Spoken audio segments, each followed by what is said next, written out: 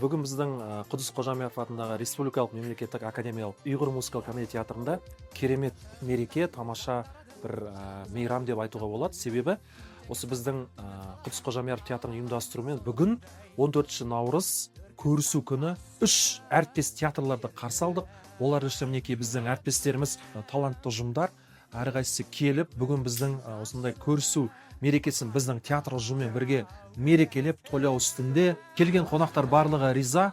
Барша театр ұжымын, барша келген қонақ театрларды, әріптестерді, барша Қазақстан халқын осы бүгінгі көрісу амал мерекесімен құттықтаймын.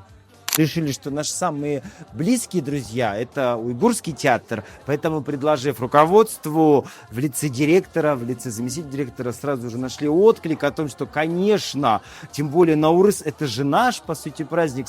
Вот так, чтобы труппы пришли, познакомились, потанцевали. Сам обряд, когда пошел к РСУ, как это было душевно. Я смотрел на лица руководителей, все светились, потому что действительно в этот момент произошло какое-то такое единение. Хочу поблагодарить и поздравить с этим нашим светлым праздником Наурыз мейрамы, наш братский театр, и пожелать, конечно же, нам полных залов, нам благодарных зрителей, нам отличных, успешных премьер. У нас у каждого свой зритель, чтобы наши зрители нас любили, ценили и понимали.